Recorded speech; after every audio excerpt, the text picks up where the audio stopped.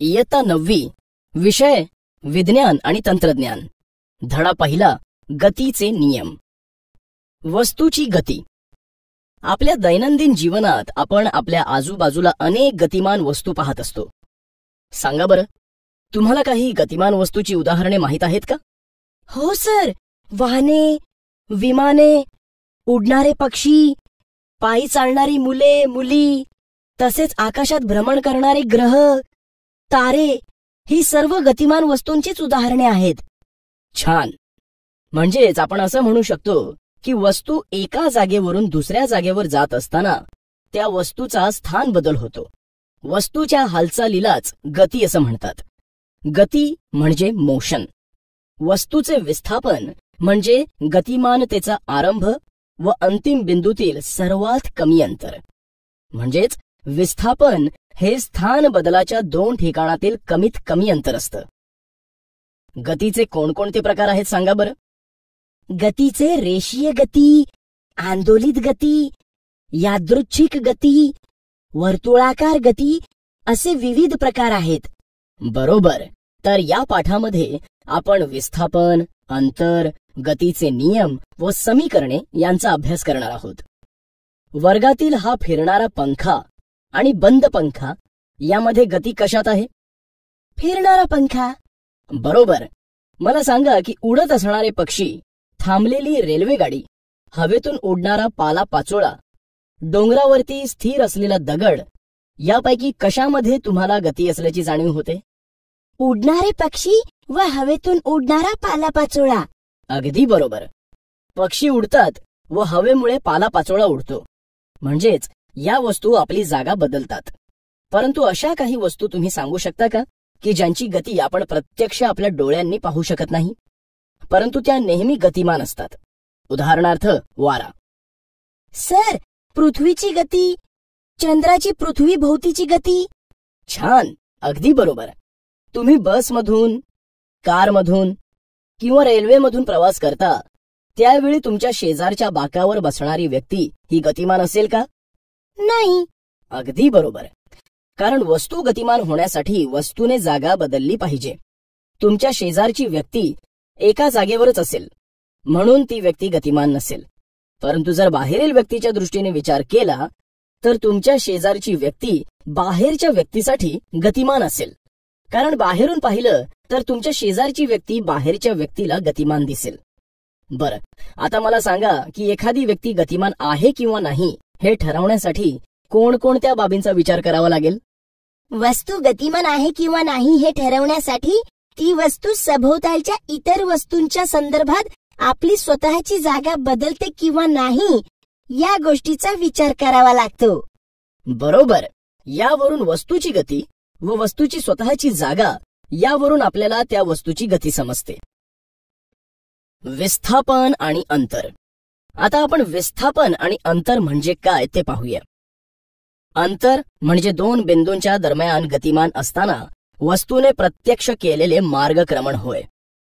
तर विस्थापन म्हणजे गतिमानतेच्या आरंभ व अंतिम बिंदूतील सर्वात कमी अंतर होय.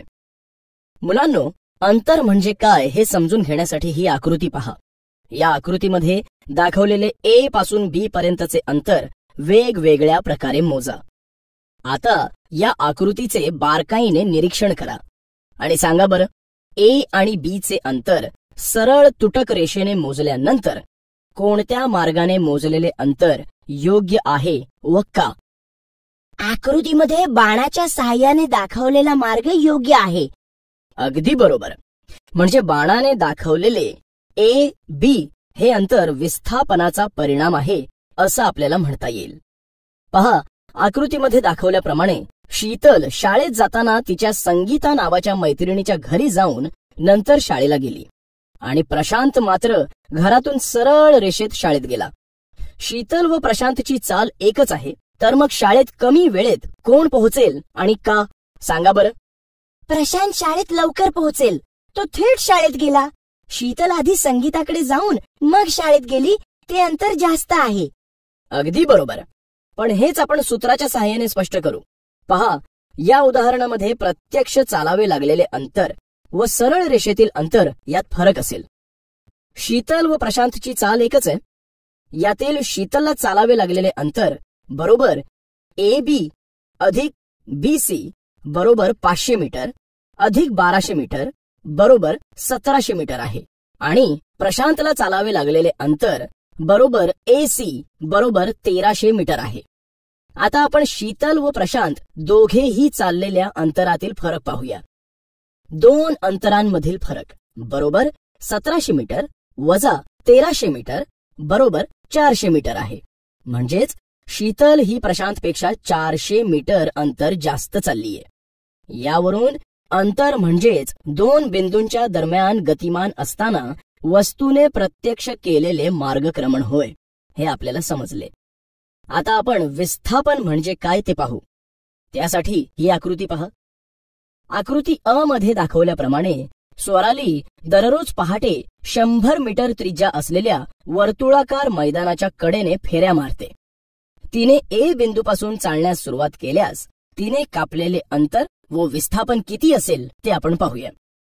स्वरालीने एक फेरी पूर्ण केल्यास तिने कापलेले अंतर बरोबर वर्तुळाचा परिघ बरोबर 2πr बरोबर 2 गुणिले 22/7 गुणिले 100 मीटर बरोबर 4400/7 मीटर बरोबर 628.6 मीटर.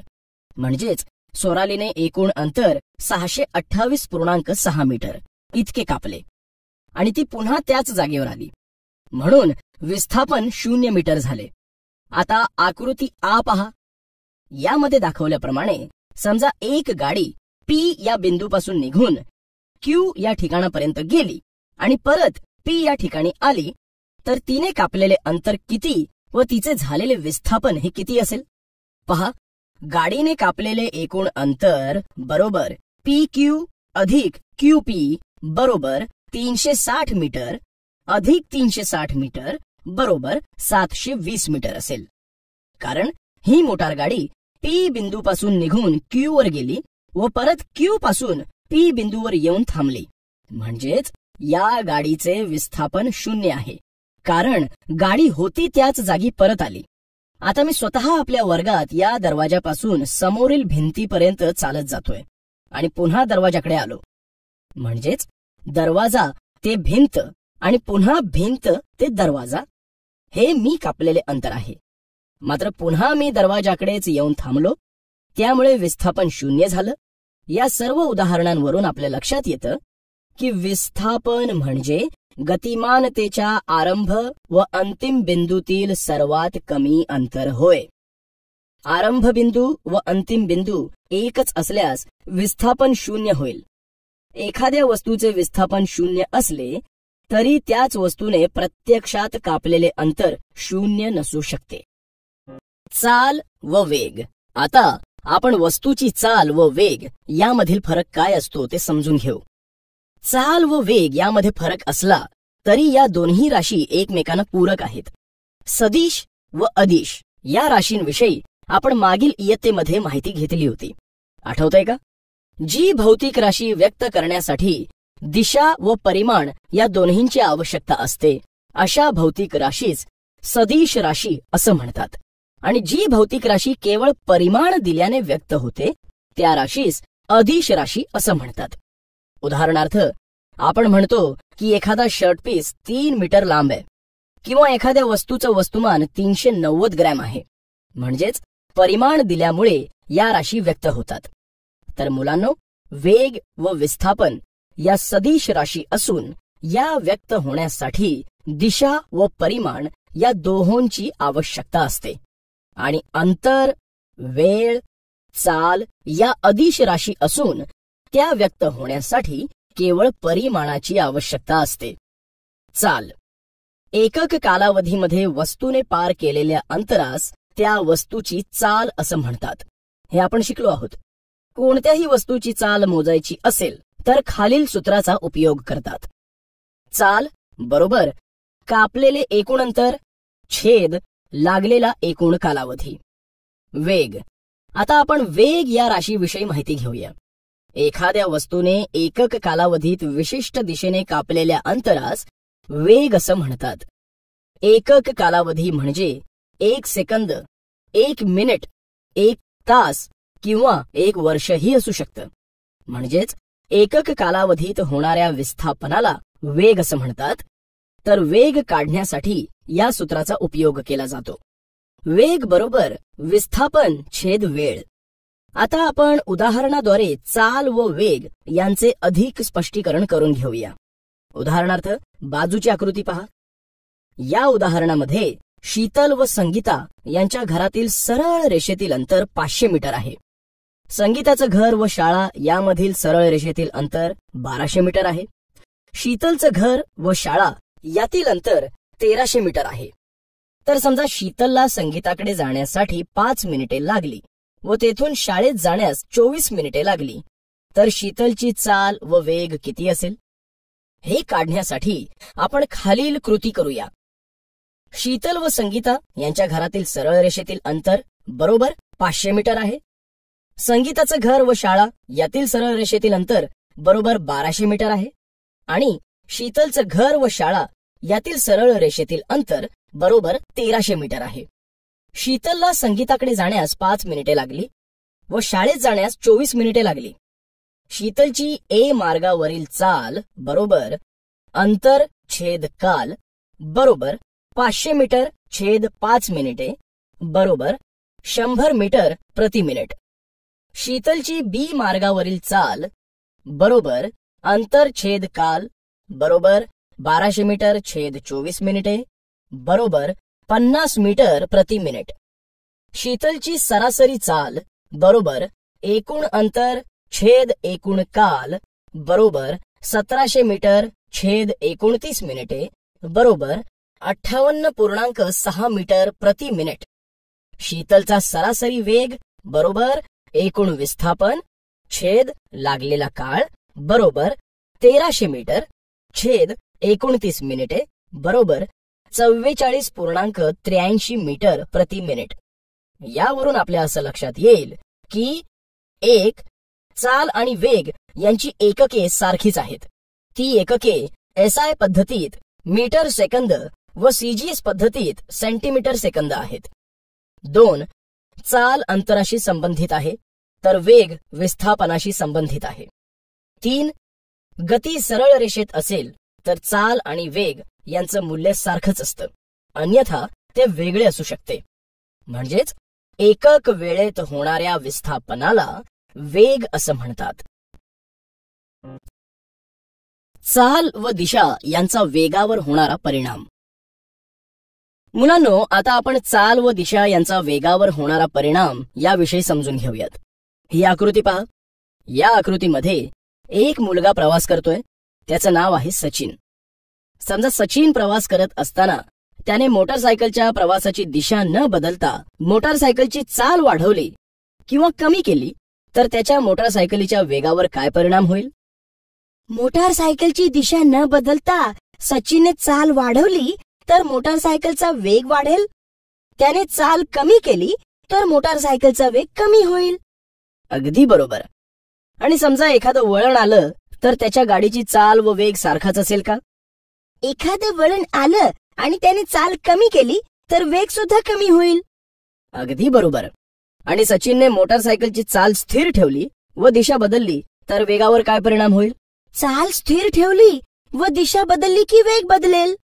बरोबर. बरं, आता सांगा की वळण रस्त्यावरून मोटारसायकल चालवत असताना सचिनने मोटारसायकलची चाल व दिशा दोन्ही बदलल्यास त्याच्या गाडीच्या वेगावर काय परिणाम होईल? मोटारसायकलची चाल व दिशा बदलली तर मोटारसायकलचा वेग बदलेल. अगदी बरोबर. या प्रसंगावरून आपल्या असं लक्षात येतं की वस्तूची चाल बदलली व दिशा तीच ठेवली तर वेगावर परिणाम होतो, म्हणजेच वेग कमी जास्त होतो. तसेच दिशा बदलून चाल तीच ठेवली तर वेग कमी होतो. तसेच वस्तूची चाल व गतीची दिशा बदलली तर वस्तूच्या वेगात बदल होतो. थोडक्यात वेगावर चाल व दिशा यांच्यानुसार बदल होतो. मुलांनो, तुम्हाला हे माहीत असायला हवं की वस्तूची चाल मोजण्याचं काम सर्वप्रथम गॅलिलिओने केलं. हवेतील ध्वनीची चाल 343.2 मीटर प्रति सेकंद तर प्रकाशाची चाल 3 गुणिले 10⁸ मीटर प्रति सेकंद इतकी आहे. पृथ्वी सूर्याभोवती भ्रमण करते त्यावेळेस पृथ्वीची सूर्याभोवती भ्रमण करण्याची चाल 29,770 मीटर प्रति सेकंद इतकी असते. चाल म्हणजे स्पीड. एकरेषीय एकसमान व नैकसमान गती. Uniform and non uniform motion along a straight line. मुलांनो, गतीचे एकरेषीय एकसमान गती व नैकसमान गती असे प्रकार आहेत. तर आता आपण त्यांची माहिती करून घेऊयात. एकरेषीय एकसमान गती. तुम्ही मुंग्यांची रांग पाहिली असेल. मुंग्या एकामागे एक रांगेने चालत असतात. अशा प्रकारे एकाच दिशेने जाणाऱ्या गतीला रेषीय गती असं म्हणतात. आपण टीव्हीवर सैनिकांचे संचलन होत असताना पाहतो. त्यातील प्रत्येकाची गती ही एकसारखीच असते. त्या सैनिकांच्या गतीमध्ये थोडाही फरक जाणवत नाही. म्हणजेच जर एखादी वस्तू समान कालावधीत समान अंतर कापत असेल तर तिच्या गतीला एकसमान गती असं म्हणतात. एकाच गतीने फिरणारा पंखा, पृथ्वीचे सूर्याभोवती भ्रमण, चालू रेल्वेगाडी ही सुद्धा एकसमान गतीची उदाहरणे आहेत. नैकसमान गती. मुलांनो, रस्त्यावरील ट्रॅफिकमधून गाडी चालवत असताना त्या गाडीची गती कधी वाढते तर कधी कमी होत असते. तसेच तुम्ही घसरगुंडी पाहिली असेल. घसरगुंडीवरून खाली येताना गतीचा वेग कमी अधिक होत असतो. म्हणजेच सुरुवातीला वेग कमी असतो, मध्ये तो वाढतो व शेवटी तो कमी होऊन 0 होतो. तर एखादी वस्तू समान कालावधीत असमान अंतर कापत असेल तर तिच्या गतीला नैकसमान गती असं म्हणतात. मग सांगा, याचं एखादं उदाहरण तुम्ही कोणी देऊ शकता का? सर, स्पर्धेत धावणारा मुलगा, स्टेशनजवळ आलेली रेल्वेगाडी ही नैकसमान गतीची उदाहरणे आहेत. बरोबर. आता हा तक्ता पहा. यामध्ये घड्याळाच्या वेळा दिल्या आहेत आणि या वेळांमध्ये अमर, अकबर आणि अँथोनीने गाडीने प्रवास करताना किती अंतर कापलं ते दिलं आहे. तर आता मी तुम्हाला काही प्रश्न विचारतो. तुम्ही तक्त्यावरून त्यांची उत्तरे द्या. सांगा बरं, अमर, अकबर आणि अँथोनी यांनी प्रवास करत असताना नोंदवलेल्या प्रत्येक अंतरातील कालावधी किती आहे? सर, 30 मिनिटे आहे. कारण त्यांनी पार केलेलं अंतर तक्त्यात 30 मिनिटांनी नोंदवलं आहे. अगदी बरोबर. आणि ठराविक कालावधीत सारखेच अंतर कोणी पार केले? सर, अमर आणि अँथोनीने पार केले आहे. अमरने प्रत्येक 30 मिनिटांच्या कालावधीत 20 किलोमीटर अंतर पार केलं आहे आणि अँथोनीने प्रत्येक 30 मिनिटांच्या कालावधीत 14 किलोमीटर अंतर पार केलं आहे. अगदी बरोबर. अमर, अकबर आणि अँथोनी यांच्या चालीचा विचार केला तर त्यांच्या चाली कशा आहेत? सर, अमर आणि अँथोनीची चाल एक समान आहे आणि अकबरची चाल नैकसमान आहे. बरोबर. या उदाहरणातून तुम्हाला एकसमान गती आणि नैकसमान गती म्हणजे काय ते स्पष्ट झालंच असेल. त्वरण. मुलांनो, आता आपण त्वरण म्हणजे काय ते समजून घेऊ.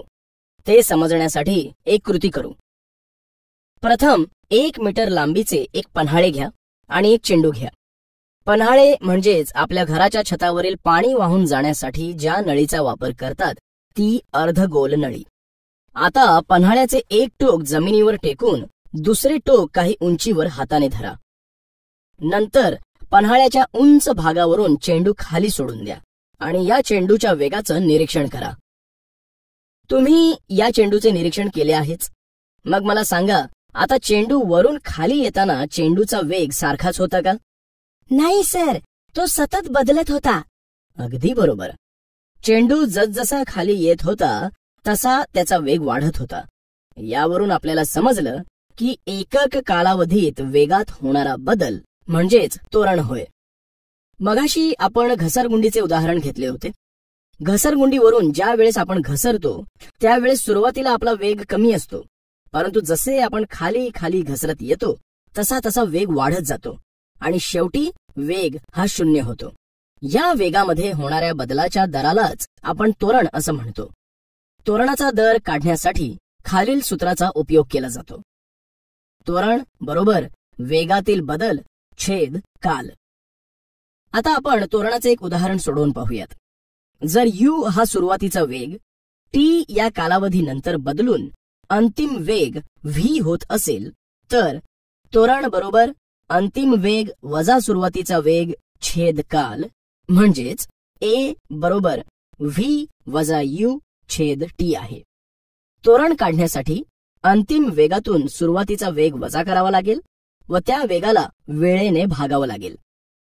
मुलांनो, जर एखादी गतिमान वस्तू ठराविक कालावधीमध्ये वेग बदलत असेल तर वस्तूच्या त्या गतीला त्वरणित गती असं म्हणतात. गतिमान वस्तूमध्ये दोन प्रकारचं त्वरण असतं, ते म्हणजे एकसमान त्वरण आणि नैकसमान त्वरण.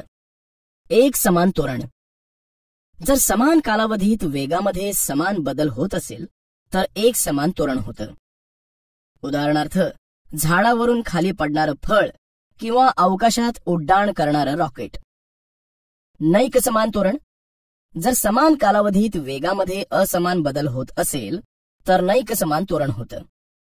उदाहरणार्थ, गर्दीच्या ठिकाणी गाडी चालवणं, यात वेगवेगळ्या ठिकाणी गाडीचा वेग कमी जास्त करावा लागतो, त्यामुळे त्याच्या त्वरणात बदल घडतो.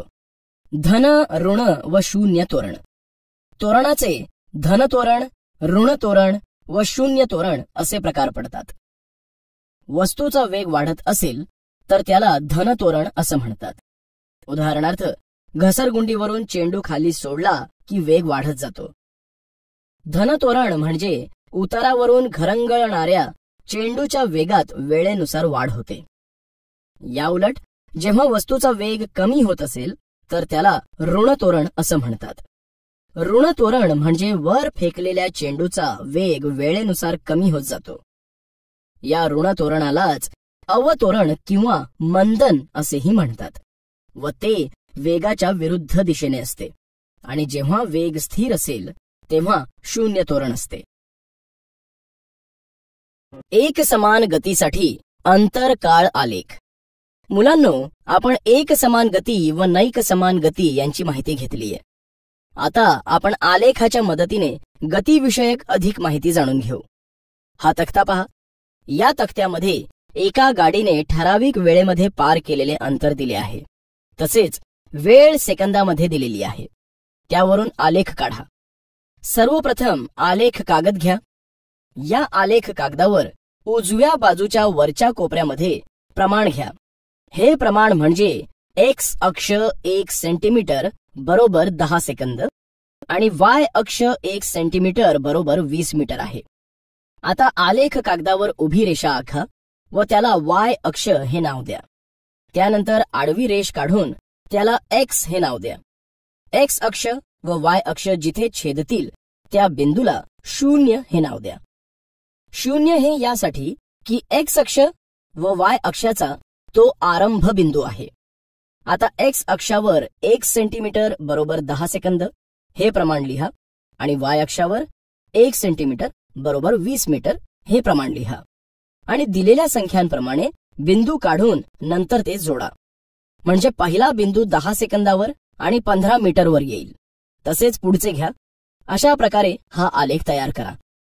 पहा, या आलेखामध्ये अंतर व काल यामध्ये एकसारखा संबंध दिसतोय, कारण सारणी व आलेखाचा आपण विचार केला तर दर 10 सेकंदाला आपण 15 मीटर अंतर पार केलेले आहे. यावरून आपल्या लक्षात आलं की एक समान गतीमध्ये वस्तू समान कालावधीत समान अंतर कापते आणि हे अंतर व काल आलेखावरील सरळ रेषेच्या चढावरून दिसून येतं. म्हणजेच या ठिकाणी वस्तूची गती समान आहे, त्यामुळे या आलेखात समानुपाती संबंध दिसून येतो. आता या समानुपाती आलेखाचा आपण अंतर काल आलेखावरील सरळ रेषेचा चढ काढल्यास तो काय दर्शवतो हे आपण पाहूया. या आलेखावरील सरळ रेषेचा चढ म्हणजे गाडीची चाल होय. म्हणून चाल बरोबर कापलेले एकूण अंतर छेद लागलेला एकूण कालावधी. या अंतरकाल आलेखावरील सरळ रेषेचा चढ एक समान गतीमध्ये वस्तू समान कालावधीत समान अंतर कापते हे दर्शविते. नैक समान गतीसाठी अंतरकाल आलेख. मुलांनो, आता आपण नैक समान गतीसाठी अंतरकाल आलेख कसा काढायचा ते पाहू. या तक्त्यामध्ये एका बसने ठराविक वेळेमध्ये कापलेलं अंतर दिलेलं आहे. त्यानुसार काल एक्स अक्षावर व अंतर y अक्षावर घेऊन आलेख काढूया.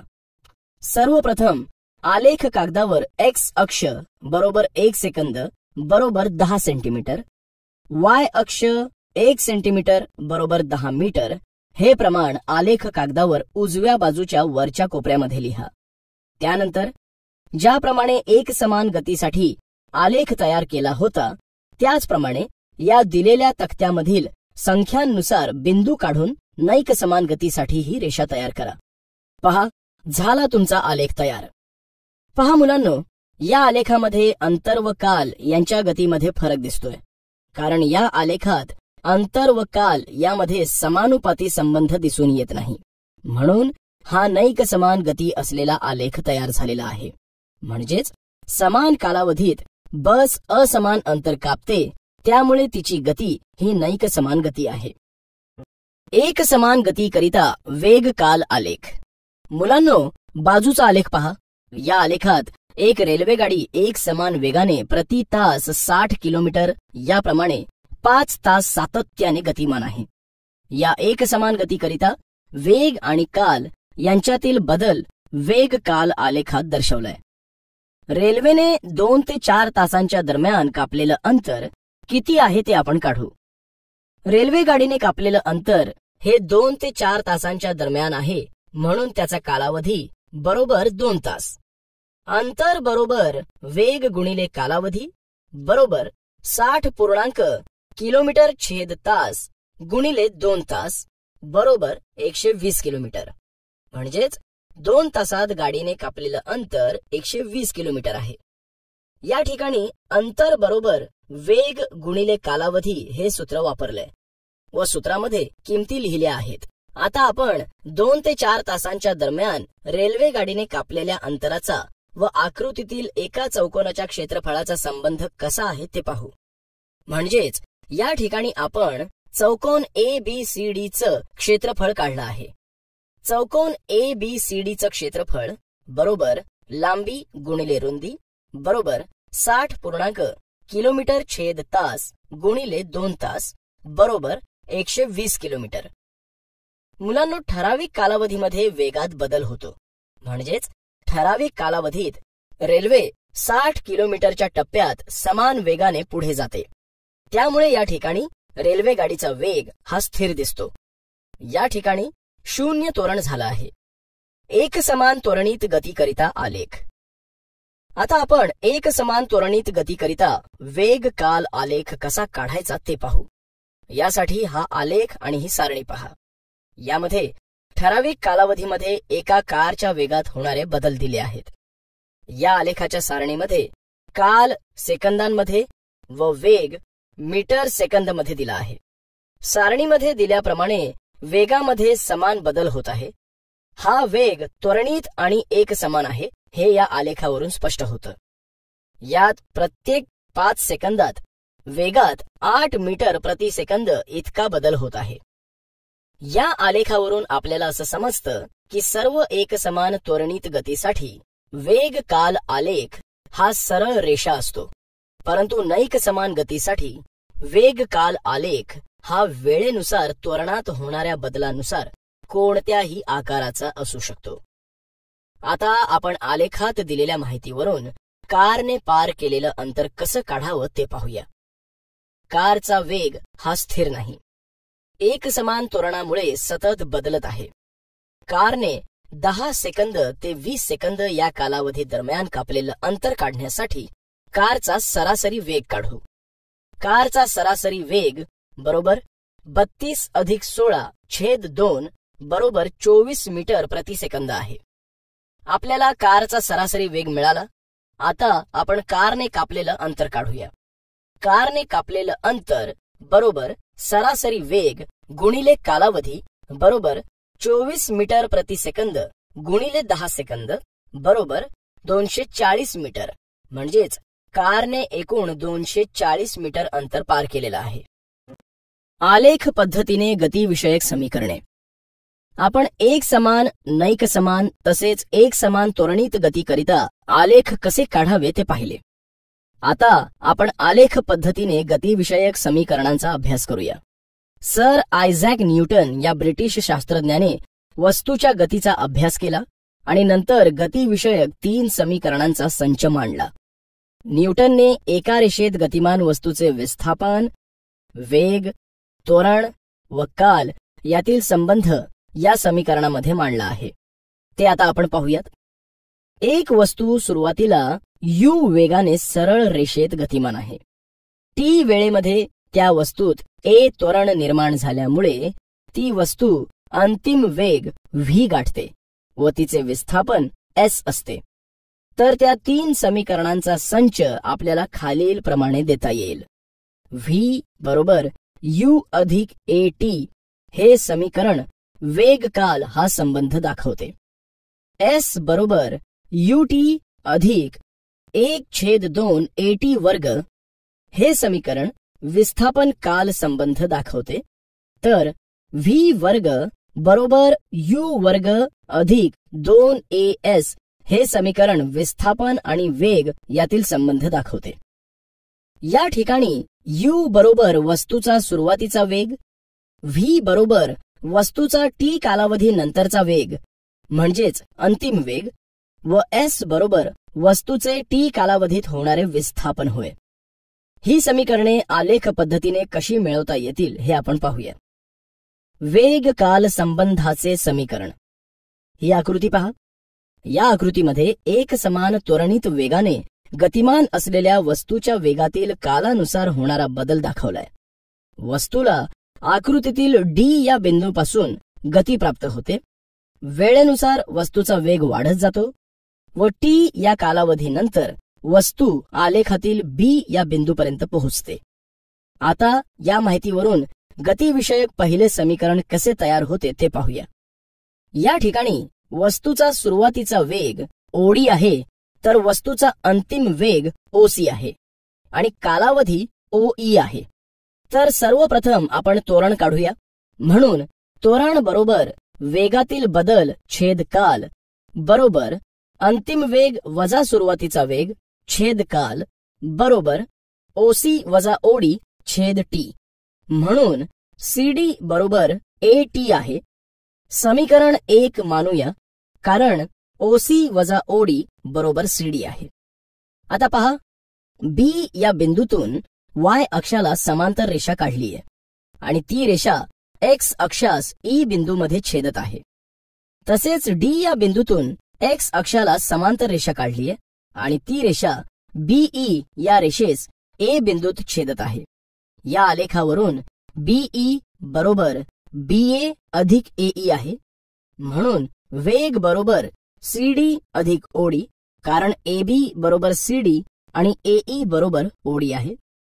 म्हणून वेग बरोबर AT अधिक U समीकरण 1 वरून. म्हणून वेग बरोबर U अधिक AT कारण CD बरोबर AT आहे जे आपण याआधी 1 मध्ये पाहिलंय. यावरून वेग बरोबर U अधिक AT हे गतीविषयक पहिलं समीकरण आहे. विस्थापन काल संबंधाचे समीकरण. मुलांनो, आपण गतीविषयक पहिले समीकरण कसे तयार होते ते पाहिले. आता आपण विस्थापन काल संबंधाचे गतीविषयक दुसरे समीकरण कसे तयार होते ते पाहूया. समजा एखाद्या वस्तूने एक समान त्वरण A नुसार T कालावधीत S अंतर कापले आहे.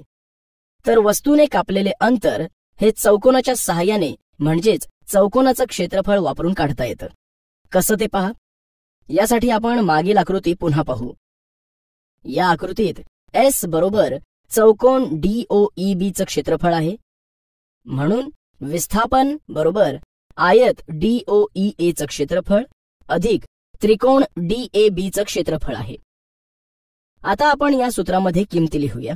म्हणून विस्थापन बरोबर AE गुणिले OE अधिक 1/2 गुणिले DA गुणिले AB.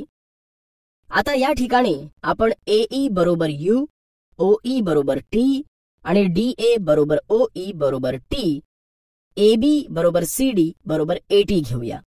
हे आपण आकृतीतील समीकरण 1 वरून घेतलं.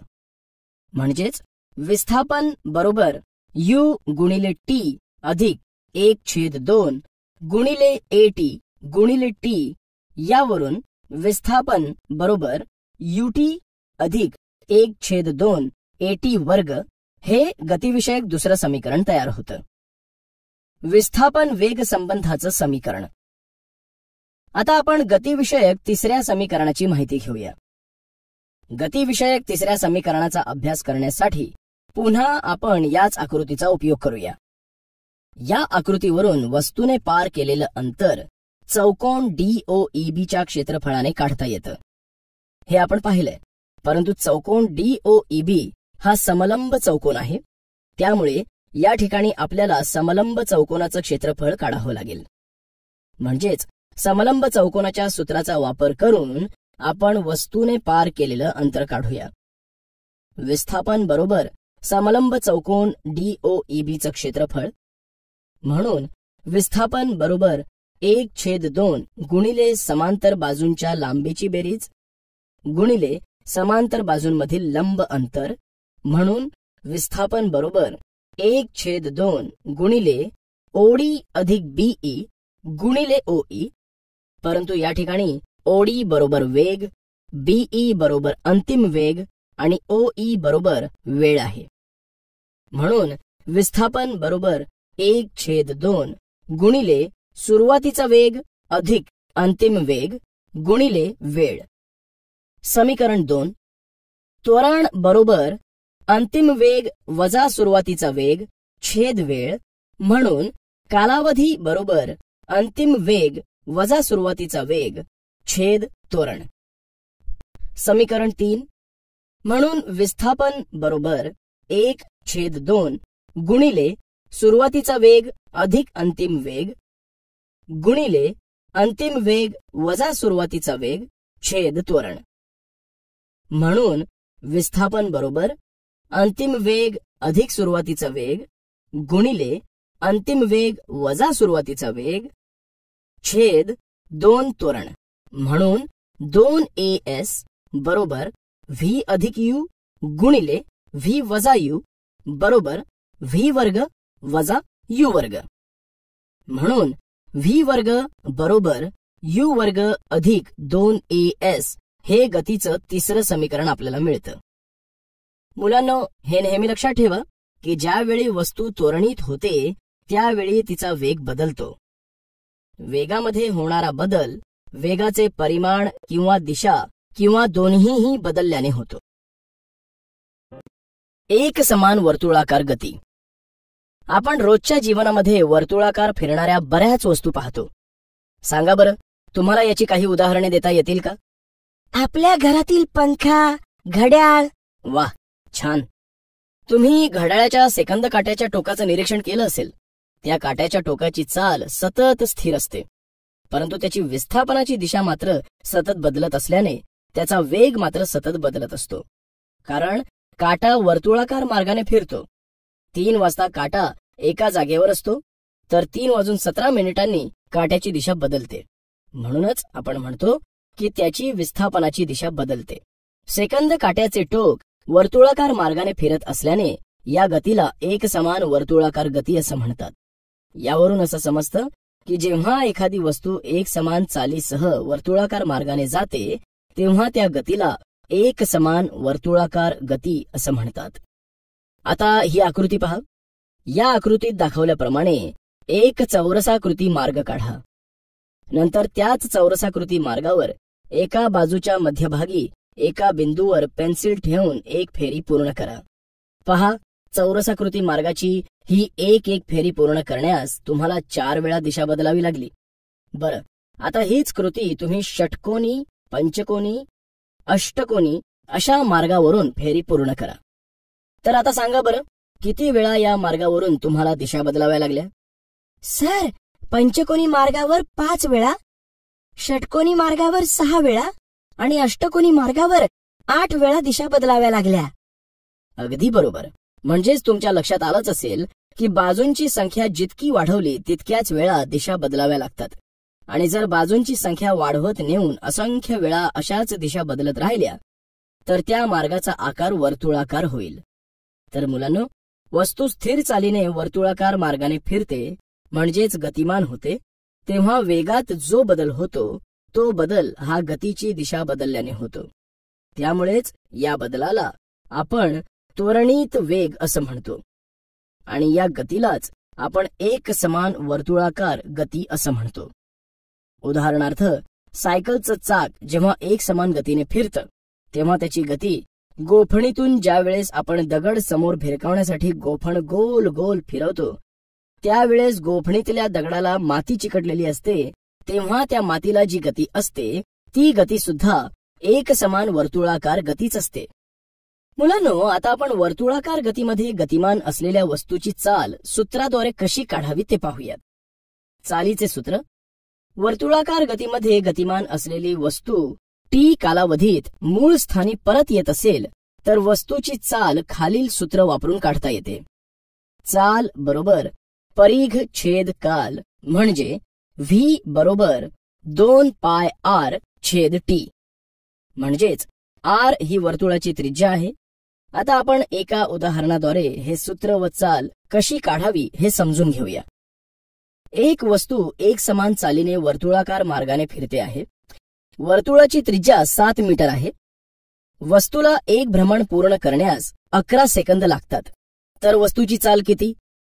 या ठिकाणी वस्तूची चाल काढण्यासाठी सर्वप्रथम आपण सूत्र लिहूया. व्ही बरोबर 2πr छेद टी. या सूत्रामध्ये यालाच आपण पाय असे म्हणतो व तो 22/7 इतका आहे. म्हणून व्ही बरोबर 2πr छेद टी या सूत्रात किमती लिहू.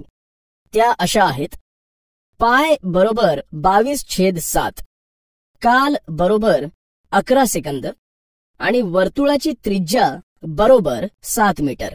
म्हणून व्ही बरोबर 2 गुणिले 22/7 गुणिले 7 मीटर छेद 11 सेकंद बरोबर 44/11. म्हणून व्ही बरोबर 4 मीटर प्रति सेकंद. इथे आपण 7 ने 7 ला भाग दिला आणि 2 ने 22 ला गुणलं तर या वस्तूची एक समान वर्तुळाकार मार्गाने चाल 4 मीटर प्रति सेकंद इतकी आहे. आपल्या दैनंदिन जीवनातील एक समान वर्तुळाकार गतीची अनेक उदाहरणे आपल्याला माहिती आहेत. जसे फिरत्या पंख्याच्या पात्याची गती, पृथ्वीची सूर्याभोवतीची गती, चंद्राची पृथ्वीभोवतीची गती, अशी अनेक उदाहरणे या गतीची म्हणजे एक समान वर्तुळाकार गतीची आपल्याला सांगता येतील. एक समान वर्तुळाकार वेगाची दिशा काढणे. मुलांनो, आता आपण एक समान वर्तुळाकार वेगाची दिशा कशी काढायची ते पाहू. त्यासाठी ही आकृती पहा. या आकृतीत दाखवल्याप्रमाणे एक गोल फिरणारी चकती घ्या आणि तिच्या कडेला एक 5 रुपयाचं नाणं ठेवा. आता ही चकती गोल फिरवा. पहा, चकतीचा वेग कमी असताना नाणं चकतीबरोबर गोल फिरतंय. आता ही चकती अगदी वेगात फिरवा. पहा, चकती वेगाने फिरवली असता नाणं चकतीच्या त्रिज्येला लंब असणाऱ्या स्पर्शिकेच्या दिशेने फेकलं जातं. मुलांनो, आपण पाहिलं की नाणं फेकलं जाताना ज्या स्थितीत होतं त्यानुसार त्या विशिष्ट दिशेला फेकलं गेलं. म्हणजेच यावरून आपल्याला असं म्हणता येईल की नाणं वर्तुळाकार दिशेने फिरत असताना गतीची दिशा प्रत्येक बिंदूपाशी बदलते. आता आपण वेग, चाल, अंतर यांची काही उदाहरणे सोडवून पाहूयात. उदाहरण 1. एक खेळाडू वर्तुळाकार मार्गावरून धावताना 25 सेकंदात 400 मीटर अंतर धावून पुन्हा सुरुवातीच्या ठिकाणी परततो. तर त्याची सरासरी चाल व वेग किती असेल?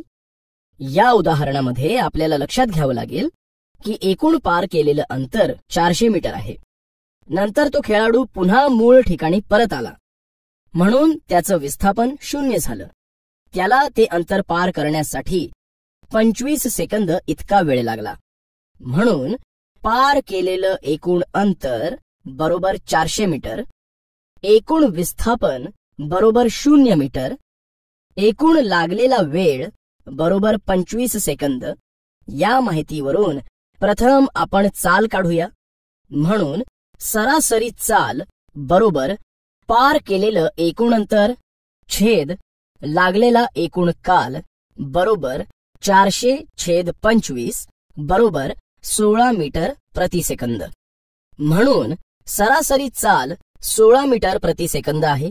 तर आता आपल्याला सरासरी वेग काढायचा आहे.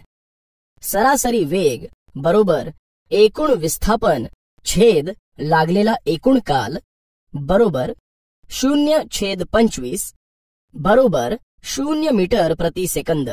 म्हणून सरासरी वेग हा 0 आहे. तर खेळाडूची सरासरी चाल 16 मीटर प्रति सेकंद आहे व सरासरी वेग हा 0 मीटर प्रति सेकंद आहे. उदाहरण 2.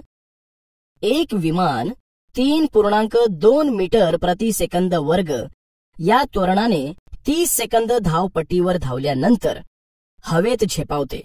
तर विमानाने हवेत झेपावण्यापूर्वी किती अंतर पार केलं?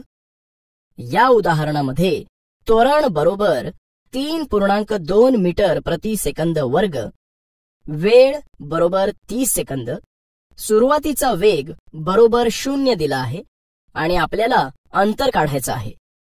सर्वप्रथम आपण अंतर काढण्याचं सूत्र लिहूया. इथे s बरोबर अंतर, u बरोबर सुरुवातीचा वेग, a बरोबर त्वरण आणि t बरोबर वेळ आहे. अंतर बरोबर सरासरी वेग गुणिले कालावधी. विस्थापन बरोबर ut अधिक 1/2 at वर्ग या सूत्रात किमती लिहू. विस्थापन बरोबर 0 गुणिले 30 अधिक 1/2 गुणिले 3.2 गुणिले 30 चा वर्ग. विस्थापन बरोबर 0 अधिक 1/2 गुणिले 3.2 गुणिले 900. या ठिकाणी 30 चा वर्ग बरोबर 30 गुणिले 30 बरोबर 900. विस्थापन बरोबर 1 गुणिले 3.2 गुणिले 1/2 बरोबर 1 गुणिले 3.2 गुणिले 450. इथे 900 ला 2 ने भाग दिला आहे. विस्थापन बरोबर 1440 मीटर. तर विमानाने हवेत झेपावण्यापूर्वी 1440 मीटर अंतर पार केलं. न्यूटनचे गतिविषयक नियम, न्यूटन्स लॉज ऑफ मोशन. मुलांनो, आता आपण न्यूटनचे गतिविषयक नियम काय आहेत ते समजून घेऊया. सर आयझॅक न्यूटन या ब्रिटिश शास्त्रज्ञाने द प्रिन्सिपिया मॅथमॅटिका या त्याच्या ग्रंथामध्ये गतिविषयक नियम प्रसिद्ध केले आहेत. हेच नियम न्यूटनचे गतिविषयक नियम म्हणून ओळखले जातात. आता आपण न्यूटनच्या गतिविषयक नियमांविषयी माहिती घेऊया. आपण नेहमीच पाहतो की एखादी वस्तू स्थिर असेल तर बल लावल्याशिवाय ती वस्तू जागची हालत नाही. टेबलावर ठेवलेलं पुस्तक उचलण्यासाठी जेवढं बल पुरेसं असतं तेवढ्याच बलाद्वारे आपण टेबल उचलू शकत नाही. झाडाची फांदी हलवली की झाडावरची फळे खाली पडतात, किंवा विजेवर चालणारा पंखा बंद केल्यानंतरही काही वेळ फिरतच राहतो. या सर्व गोष्टींचा जर आपण विचार केला तर या सर्व वस्तूंमध्ये जडत्व हा गुणधर्म असल्याचं आपल्याला दिसून येतं. वस्तू ही स्थिर राहते कारण वस्तूमध्ये जडत्व हा गुणधर्म असतो. म्हणजेच वस्तूचं जडत्व हे वस्तूच्या वस्तुमानाशी संबंधित असतं. न्यूटनचा गतिविषयक पहिला नियम हा जडत्वाचा नियम आहे. न्यूटनचा गतिविषयक पहिला नियम, Newton's first law of motion. मुलांनो, आपण पाहिलं आहे की जर एखादा फुटबॉल स्थिर असेल आणि आपण त्यावर लाथ मारली तर तो फुटबॉल गतिमान होतो, म्हणजेच पुढे जातो. कारण त्या फुटबॉलवर बल लावल्याने फुटबॉल आपली मूळची जागा सोडतो, परंतु काही वेळाने तो फुटबॉल पुन्हा एका जागी थांबतो. त्या फुटबॉलमध्ये असणाऱ्या जडत्व या गुणधर्मामुळे हे घडतं. तसेच आपण सायकल चालवत असताना ब्रेक दाबले की सायकल थांबते, हेही जडत्वामुळेच होतं. मुलांनो, न्यूटनचा पहिला जडत्वाचा नियम समजण्यासाठी आपण एक कृती करूया. प्रथम एक वाळूचा भरलेला ग्लास घ्या, त्यावर पुठ्ठा ठेवा, त्यानंतर त्यावर एक नाणं ठेवा. आता यावर टिचकी मारा आणि पहा की काय घडतंय. टिचकी मारल्यानंतर पुठ्ठा समोरच्या दिशेने गेला व पुठ्ठ्यावरील नाणं वाळूने भरलेल्या ग्लासमध्ये पडलं. अगदी बरोबर. टिचकी मारल्यानंतर पुठ्ठा समोरच्या दिशेने झेपावला आणि नाणं ग्लासात पडलं, कारण नाण्यामध्ये जडत्व हा गुणधर्म आहे. संतुलित व असंतुलित बल. मुलांना, तुम्ही शाळेमध्ये किंवा बाहेर रस्सी खेच हा खेळ खेळत असाल किंवा पाहिला असेल. या खेळामध्ये दोन्ही बाजूंनी जेव्हा रस्सी ओढलेली असते तेव्हा रस्सीचा मध्य हा स्थिर असतो, कारण दोन्ही बाजूंना बल संतुलित असतं. परंतु जेव्हा एखाद्या बाजूने जास्त बल लावलं जातं तेव्हा त्यावेळी प्रयुक्त केलेले म्हणजेच रस्सीवर लावलेले बल असंतुलित होते आणि ज्या बाजूला जास्त बल प्रयुक्त होते त्या बाजूला रस्सीचा मध्य सरकत असतो. यावरून आपल्याला समजतं की जर एखाद्या वस्तूवर कोणतेही बाह्य असंतुलित बल कार्यरत नसेल तर तिच्या विराम अवस्थेत किंवा सरळ रेषेतील एक समान गतीमध्ये सातत्य राहते. न्यूटनच्या या गतिविषयक पहिल्या नियमावरून आपल्या लक्षात येतं की प्रत्येक वस्तूच्या अंगी जडत्व हा गुणधर्म असतो. एखादी वस्तू जेव्हा विराम अवस्थेत किंवा सरळ रेषेतील एकसमान गतीमध्ये असते तेव्हा तिच्यावर कोणतेही बल कार्य करत नसते असे नाही. प्रत्यक्षात त्या वस्तूवर बाह्य बले कार्य करत असतात, परंतु ती बले परस्परांना निष्प्रभ करीत असल्याने एकंदर परिणामी बल शून्य होते. उदाहरणार्थ, उतारावरून घरंगळणारा चेंडू एक समान गतीत असून जोपर्यंत त्यास अटकाव येत नाही तोपर्यंत तो घरंगळत राहतो.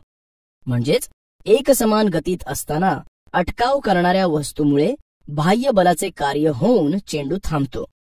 न्यूटनच्या या नियमावरून आपल्या हे लक्षात येतं की वस्तूच्या गतिविषयक अवस्था स्वतःहून बदलत नाही, परंतु वस्तूच्या विराम अवस्थेत किंवा एक समान गतीत जो बदल होतो तो बदल असंतुलित बलामुळे होतो. याचं उदाहरण म्हणजे गाडी चालू असताना वळणावर वळली की आपणही एका दिशेला झुकतो, किंवा चालत्या गाडीतून उतरताना आपल्याला गाडीची गती प्राप्त झालेली असते, मात्र जमिनीवर आल्यावर विरुद्ध दिशेने असंतुलित बल कार्य केल्याने आपला तोल पुढे जातो. न्यूटनचा गतिविषयक दुसरा नियम. आता आपण न्यूटनचा गतिविषयक दुसरा नियम पाहू. न्यूटनचा गतिविषयक दुसरा नियम समजून घेण्याकरिता एक कृती करून पाहूया. माझ्याकडे हे दोन चेंडू आहेत, एक प्लास्टिकचा आणि एक रबराचा. रोहन, प्रथम तू हा रबराचा चेंडू उंचावरून खाली टाक आणि विशाल तू तो झेल. यानंतर आता रोहन हा प्लास्टिकचा चेंडू घे आणि मगाशी टाकलास त्याचप्रमाणे उंचावरून खाली टाक आणि विशाल तू तो चेंडू झेल. झाले? छान. विशाल, आता मला सांग, या दोन चेंडूंपैकी कोणता चेंडू तुला सहजपणे झेलता आला? सर, प्लास्टिकचा चेंडू मी सहजपणे झेलला. अगदी बरोबर. प्लास्टिकचा चेंडू तुला सहज झेलता आला कारण प्लास्टिकच्या चेंडूचं वस्तुमान हे रबराच्या चेंडूपेक्षा खूपच कमी आहे, म्हणून प्लास्टिकचा चेंडू झेलण्यास हलका होता. आता रोहन, यातील एक चेंडू तू एकदा जोराने विशालकडे फेक आणि एकदा हळूच फेक, आणि विशाल, दोन्ही वेळेस तू या चेंडूचा झेल घे. घेतलास? छान. आता सांग बरं, कोणत्या वेळेस तुला चेंडू सहजपणे झेलता आला? सर, जेव्हा चेंडू कमी वेगाने आला तेव्हा मी सहजपणे झेलू शकलो. अगदी बरोबर. कमी वेगाचा चेंडू आपण सहजपणे झेलू शकतो, कारण वेगात आलेल्या चेंडूपेक्षा कमी वेगाने आलेल्या चेंडूचा आघात कमी असतो. यावरूनच आपल्याला असं समजतं की एखाद्या वस्तूने दुसऱ्या वस्तूवर केलेल्या आघाताचा परिणाम हा त्या वस्तूचं वस्तुमान व वेग या दोन्हींवर अवलंबून असतो. म्हणजे बलाचा परिणाम घडवून आणण्यासाठी वस्तूचं वस्तुमान व वेग यांना एकत्र जोडणारा गुणधर्म कारणीभूत असतो. या गुणधर्मालाच न्यूटनने संवेग असं म्हटलं आहे. संवेग परिवर्तनाचा दर प्रयुक्त बलाशी समानुपाती असतो आणि संवेगाचे परिवर्तन बलाच्या दिशेने होते. उदाहरणार्थ, हातोडीने आपण खिळा भिंतीत ठोकतो, त्यावेळेस खिळ्यावर जो आघात होतो त्या आघातामुळे खिळा भिंतीमध्ये घुसतो. संवेगाला परिमाण व दिशा दोन्ही असते व संवेगाची दिशा वेगाच्या दिशेने असते. SI पद्धतीत संवेगाचे एकक किलोग्रॅम मीटर प्रति सेकंद आहे, तर CGS पद्धतीत संवेगाचे एकक ग्रॅम सेंटीमीटर प्रति सेकंद आहे. वस्तूवर प्रयुक्त केलेले बल हे असंतुलित असेल व वेगामध्ये बदल घडवून आणत असेल तर तेच बल संवेगातही बदल घडवते व हे बल संवेग बदलाच्या दरावर अवलंबून असते. आता आपण संवेग म्हणजे काय ते पाहूया. संवेग, मोमेंटम. वस्तूचा वेग व गुणाकार म्हणजेच संवेग होय. P बरोबर mv. संवेग ही सदिश राशी आहे. P म्हणजे संवेग, m म्हणजे वस्तुमान आणि v म्हणजे वेग होय. न्यूटनचा गतिविषयक दुसरा नियम. संवेग परिवर्तनाचा दर प्रयुक्त बलाशी समानुपाती असतो आणि संवेगाचे परिवर्तन बलाच्या दिशेने होते. तर आता आपण हे न्यूटनच्या गतिविषयक दुसऱ्या नियमातून समजून घेऊयात. समजा m वस्तुमान असणारी एक वस्तू सुरुवातीला u वेगाने जात असताना तिच्या गतीच्या दिशेने f इतके बल प्रयुक्त केल्यास t इतक्या वेळेनंतर वस्तूचा वेग v होतो. m म्हणजे वस्तुमान, u म्हणजे सुरुवातीचा वेग, v म्हणजे अंतिम वेग आणि t म्हणजे वेळ. म्हणून वस्तूचा सुरुवातीचा संवेग बरोबर वस्तुमान गुणिले सुरुवातीचा वेग बरोबर mu आणि वस्तूचा अंतिम संवेग बरोबर वस्तुमान गुणिले अंतिम वेग बरोबर mv आहे. वस्तूच्या संवेगातील बदल बरोबर अंतिम वेग वजा सुरुवातीचा वेग बरोबर mv वजा mu आहे. म्हणून संवेग परिवर्तनाचा दर बरोबर संवेगात होणारा बदल छेद वेळ बरोबर mv वजा mu छेद t बरोबर m कंसात v वजा u छेद t बरोबर ma आहे. कारण अंतिम वेग वजा सुरुवातीचा वेग छेद काल म्हणजेच त्वरण आहे. या सूत्राद्वारे आपण संवेग परिवर्तनाचा दर काढला आहे. न्यूटनच्या गतिविषयक दुसऱ्या नियमानुसार संवेग परिवर्तनाचा दर प्रयुक्त बलाशी समानुपाती असतो. म्हणून ma समानुपाती f आहे.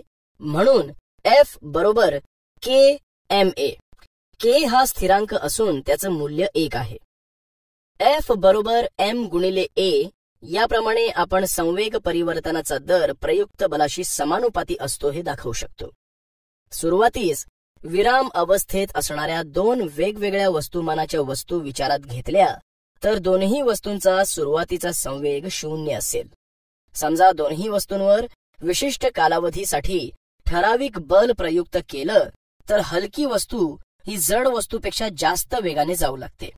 परंतु दोन्ही वस्तूंमध्ये होणाऱ्या संवेगातील परिवर्तनाचा दर मात्र समान म्हणजेच f असेल व त्यातील होणारा बदलही ft समान असेल.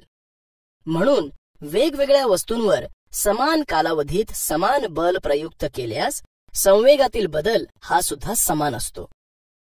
बलाचे एकक. SI पद्धतीमध्ये बलाचे एकक न्यूटन आहे. न्यूटन 1 किलोग्रॅम वस्तुमानात 1 मीटर प्रति सेकंद वर्ग त्वरण निर्माण करणाऱ्या बलास 1 न्यूटन बल असं म्हणतात. म्हणजेच 1 n बरोबर 1 किलोग्रॅम गुणिले 1 मीटर प्रति सेकंद वर्ग. CGS पद्धतीत बलाचे एकक डाइन आहे. डाइन 1 ग्रॅम वस्तुमानात 1 सेंटीमीटर प्रति सेकंद वर्ग त्वरण निर्माण करणाऱ्या बलास 1 डाइन बल असं म्हणतात. म्हणजेच 1 डाइन बरोबर 1 किलोग्रॅम गुणिले 1 सेंटीमीटर प्रति सेकंद वर्ग. मुलांनो, तुम्ही उंच उडी हा मैदानी खेळ खेळतच असाल किंवा पाहत असाल तर या खेळामध्ये खेळाडू जमिनीवर वाळूच्या जाड थरावरच पडेल अशी व्यवस्था का केलेली असते? खेळाडूंना दुखापत होऊ नये म्हणून. अगदी बरोबर. कारण ही वाळू जाड तर असतेच, शिवाय भुसभुशीतही असते. जेव्हा खेळाडू या वाळूवर पडतो तेव्हा ती वाळू सरकते. त्यामुळे खेळाडूंना दुखापत होण्याची शक्यता कमी असते. तर मुलांनो, आपण गतिविषयक जडत्व व संवेग याविषयीचे न्यूटनचे 2 नियम समजून घेतले आहेत. न्यूटनचा गतिविषयक तिसरा नियम. मुलांनो, आता आपण न्यूटनचा गतिविषयक तिसरा नियम बघूया. न्यूटनचा गतिविषयक तिसरा नियम समजून घेण्या अगोदर आपण एक कृती करून पाहूया. मुलांनो, प्रथम मागच्या बाजूला छिद्र असणारी एक प्लास्टिकची होडी घ्या. तसेच एका फुग्यामध्ये हवा भरून तो फुगा होडीच्या छिद्रावर लावा आणि होडी पाण्यात सोडा आणि या होडीचं निरीक्षण करा. पहा, जसजशी फुग्यातील हवा बाहेर पडतेय तसतशी होडी विरुद्ध दिशेने गतिमान होते. कारण हवा बाहेर पडताना होडीवर बल प्रयुक्त होतं. म्हणून होडी विरुद्ध दिशेने जाताना आपल्याला दिसतंय. यावरून आपल्याला न्यूटनचा गतिविषयक तिसरा नियम असा समजला की प्रत्येक क्रियाबलास समान परिमाणाचे त्याच वेळी प्रयुक्त होणारे प्रतिक्रिया बल अस्तित्वात असते व त्याच्या दिशा परस्पर विरुद्ध असतात. उदाहरणार्थ, बंदुकीतून गोळी सुटली असता बंदूक विरुद्ध दिशेने गतिमान होत असते, किंवा अग्निबाणाचे उड्डाण होत असताना इंधनाचे ज्वलन होऊन निर्माण झालेल्या उष्ण वायूमुळे दाब निर्माण होतो व अग्निबाणाचे प्रक्षेपण होते. तसेच चेंडू वरून खाली टाकला तरी पुन्हा तो खालून वर येतो. मुलांनो, आपण न्यूटनच्या पहिल्या व दुसऱ्या नियमांचा विचार केला तर त्या नियमांमधून बल व बलाचे परिणाम यांची माहिती मिळते. परंतु निसर्गामध्ये बल हे एकाकी असत नाही. बल ही दोन वस्तूंवरील क्रिया असते, कारण बल प्रयुक्त होण्यासाठी दोन वस्तूंची गरज असते. जेव्हा एक वस्तू दुसऱ्या वस्तूवर बल प्रयुक्त करते तेव्हा दुसरी वस्तू सुद्धा पहिल्या वस्तूवर बल प्रयुक्त करत असते. म्हणूनच आपण असं म्हणू शकतो की दोन वस्तूंवरील बल नेहमी समान व विरुद्ध असतात. हीच कल्पना न्यूटनने त्याच्या तिसऱ्या नियमात मांडली आहे. म्हणूनच पहिल्या वस्तूने दुसऱ्या वस्तूवर प्रयुक्त केलेल्या बलास क्रिया बल, तर दुसऱ्या वस्तूने पहिल्या वस्तूवर प्रयुक्त केलेल्या बलास प्रतिक्रिया बल असं म्हणतात.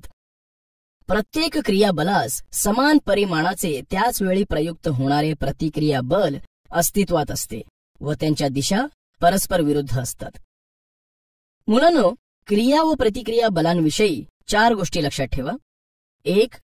क्रिया व प्रतिक्रियेमुळे बल स्पष्ट होत असते. 2. क्रिया व प्रतिक्रिया ही दोन्ही बले जोडीनेच प्रयुक्त होत असतात, कारण बल हे स्वतंत्र पद्धतीने कधीही अस्तित्वात नसते. 3. क्रिया बल व प्रतिक्रिया बल एकाच वेळी कार्यरत असतात. 4. क्रिया व प्रतिक्रिया बले वेगवेगळ्या वस्तूंवर प्रयुक्त होतात. ही बले एकाच वस्तूवरती प्रयुक्त नसतात, त्यामुळे ती बले एकमेकांचा परिणाम नष्ट करू शकत नाहीत. मुलांनो, आता आपण न्यूटनच्या गतिविषयक तिसऱ्या नियमावर आधारित काही उदाहरणे पाहू. मला सांगा, बॅटने चेंडू टोलावला जातो तेव्हा बॅटची गती का बरं कमी होते? चेंडू टोलावताना बॅट चेंडूवर बल प्रयुक्त करते, त्याच वेळेस चेंडू बॅटवर विरुद्ध दिशेने बल प्रयुक्त करतो, त्यामुळे बॅटची गती कमी होते. अगदी बरोबर. आणि बंदुकीतून गोळी झाडली असता बंदूक का बरं मागे सरकते? जेव्हा बंदुकीतून गोळी मारली जाते तेव्हा बंदुकीने गोळीवर बल प्रयुक्त केले असते, त्याच वेळी गोळीनेही बंदुकीवर बल प्रयुक्त केलेले असते, म्हणून बंदूक मागे जाते. बरोबर. बंदूक व गोळी दोन्ही एकमेकांवर बल प्रयुक्त करतात. यामध्ये न्यूटनचा गतिविषयक तिसरा नियम आपल्याला दिसतो. आता तुम्ही अग्निबाणाचं प्रक्षेपण हे न्यूटनच्या गतिविषयक तिसऱ्या नियमानुसार कसं होतं ते सांगा. अग्निबाणातील इंधन प्रज्वलित केलं जातं, त्यामुळे रासायनिक क्रिया घडून येते व त्याचं ज्वलन होतं. त्यातून फार मोठ्या प्रमाणात बल निर्माण होतं. हे बल अग्निबाणाच्या शेपटीकडील छिद्रातून जमिनीकडे खूप वेगाने बाहेर फेकलं जातं आणि त्याच वेळेस या वायूकडून अग्निबाणावर तेवढ्याच परिमाणाचे प्रतिक्रिया बल विरुद्ध दिशेने प्रयुक्त केले जाते. अगदी बरोबर.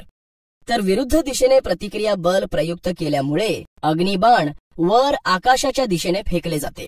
हे आपल्याला न्यूटनच्या गतिविषयक तिसऱ्या नियमानुसार समजते. संवेग अक्षय्यतेचा सिद्धांत. संवेग अक्षय्यतेचा सिद्धांत समजून घेण्यासाठी आपण सर्वप्रथम संवेगाचे सूत्र समजून घेऊया. समजा ए या वस्तूचं वस्तुमान m1 असून त्या वस्तूचा सुरुवातीचा वेग u1 आहे. बी या वस्तूचं वस्तुमान m2 असून त्या वस्तूचा सुरुवातीचा वेग u2 आहे. इथे m म्हणजे वस्तुमान आणि u म्हणजे सुरुवातीचा वेग आहे. ए वस्तूचा सुरुवातीचा संवेग बरोबर m1 u1 आणि बी वस्तूचा सुरुवातीचा संवेग बरोबर m2 u2 आहे. ज्यावेळी या दोन्ही वस्तू एकमेकांवर आदळतील त्यावेळी ए वस्तूवर बी वस्तूमुळे F1 बल प्रयुक्त होऊन ए वस्तू त्वरणित होते आणि तिचा वेग v1 होतो. म्हणून ए वस्तूच्या आघातानंतरचा संवेग बरोबर m1v1 आहे. न्यूटनच्या गतिविषयक तिसऱ्या नियमानुसार ए वस्तू देखील बी वस्तूवर समान बल विरुद्ध दिशेने प्रयुक्त करते. त्यावेळी तिच्या संवेगात बदल होतो. समजा तिचा वेग v2 झाल्यास बी वस्तूचा आघातानंतरचा संवेग बरोबर m2v2 आहे.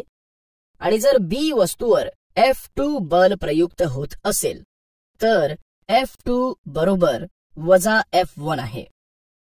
मुलांनो, इथे वजा चिन्ह दिलं आहे कारण ते विरुद्ध दिशेने कार्य करणारं बल आहे, म्हणून इथे वजा F1 असं लिहिलंय. F बरोबर ma आहे. यातील m बरोबर वस्तुमान आणि a बरोबर त्वरण आहे. म्हणूनच F2 बरोबर m2a2 आणि F1 बरोबर m1a1 आहे. म्हणून F2 बरोबर वजा F1 बरोबर m2a2 बरोबर वजा m1a1. म्हणून m2a2 बरोबर वजा m1a1 आहे. ज्या अर्थी F बरोबर ma म्हणजेच बल बरोबर वस्तुमान गुणिले त्वरण आहे, म्हणून m2 बरोबर v2 वजा u2 छेद t बरोबर वजा m1 गुणिले v1 वजा u1 छेद t, ज्या अर्थी v वजा u छेद t बरोबर a आहे. म्हणून m2 कंसात v2 वजा u2 बरोबर वजा m1 कंसात v1 वजा u1.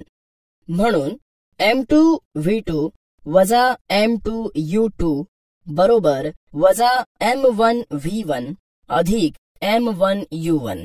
म्हणून m2 v2 अधिक m1 v1 बरोबर m1 u1 अधिक m2 u2 आहे.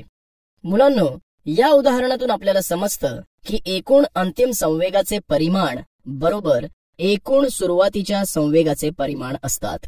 म्हणून जर दोन वस्तूंवर बाह्य बल कार्य करत नसेल तर त्यांचा सुरुवातीचा एकूण संवेग व अंतिम एकूण संवेग सारखाच असतो.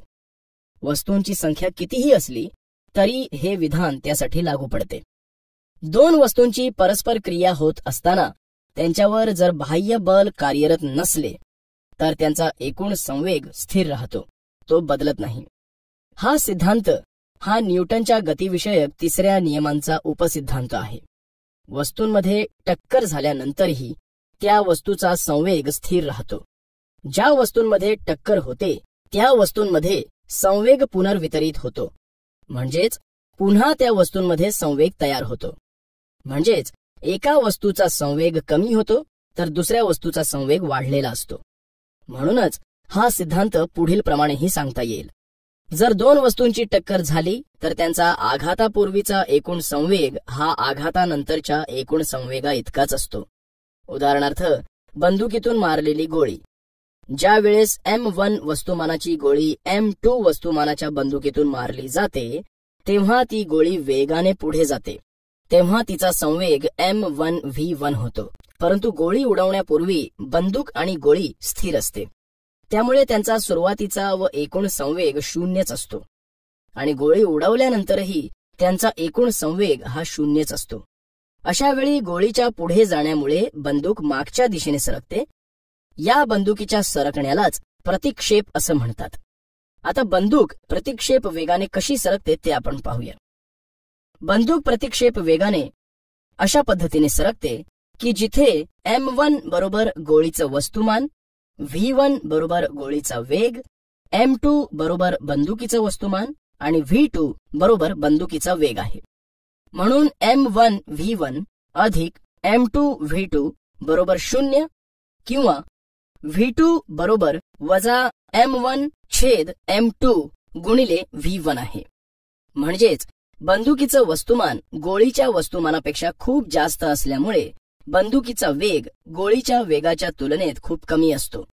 बंदुकीचा संवेग व गोळीच्या संवेगाचे परिमाण सारखेच असते व दिशा विरुद्ध असतात, त्यामुळे तेथे संवेग स्थिर असतो.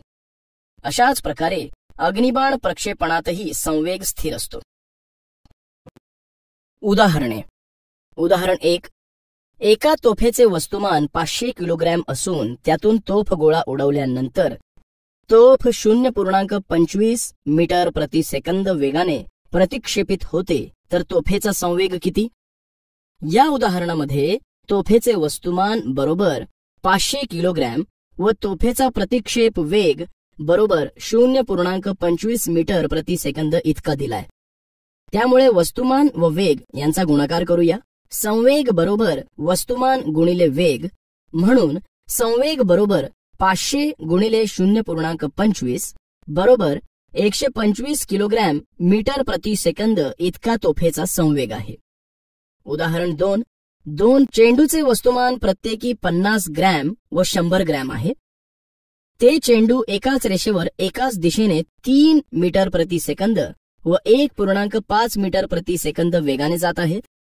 त्यांची टक्कर होते आणि टक्कर झाल्यानंतर पहिला चेंडू 2.5 मीटर प्रति सेकंद वेगाने गतिमान होतो, तर दुसऱ्या चेंडूचा वेग किती?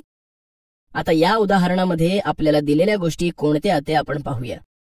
पहिल्या चेंडूचं वस्तुमान बरोबर M1 बरोबर 50 ग्रॅम बरोबर 0.05 किलोग्रॅम.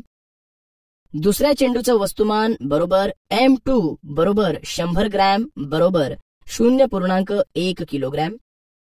पहिल्या चेंडूचा सुरुवातीचा वेग बरोबर U1 बरोबर 3 मीटर प्रति सेकंद दिला आहे, तर दुसऱ्या चेंडूचा सुरुवातीचा वेग बरोबर U2 बरोबर 1.5 मीटर प्रति सेकंद दिला आहे आणि पहिल्या चेंडूचा अंतिम वेग बरोबर V1 बरोबर 2.5 मीटर प्रति सेकंद दिला आहे व दुसऱ्या चेंडूचा अंतिम वेग बरोबर V2 तो आपल्याला काढायचा आहे. या ठिकाणी आपल्याला संवेग अक्षय्यतेचा सिद्धांत वापरावा लागेल. सुरुवातीचा एकूण संवेग बरोबर अंतिम एकूण संवेग M1 U1 अधिक M2 U2 बरोबर M1 V1 अधिक M2 V2. 0.05 गुणिले 3 अधिक 0.1 गुणिले 1.5 बरोबर 0.05 गुणिले 2.5 अधिक 0.1 गुणिले V2, म्हणून 0.15 अधिक 0.15 बरोबर 0.125 अधिक 0.1 V2, म्हणून 0.3 बरोबर 0.125 अधिक 0.1 V2, म्हणून 0.1 V2 बरोबर 0.3 वजा 0.125, म्हणून V2 बरोबर 0.175 छेद 0.1 बरोबर 1.75 मीटर प्रति सेकंद हा दुसऱ्या चेंडूचा अंतिम वेग आहे. अशा प्रकारे या पाठामध्ये गती, त्वरण, विस्थापन आणि अंतर व न्यूटनच्या गतिविषयक नियमांची व समीकरणांची माहिती आपण अभ्यासली आहे.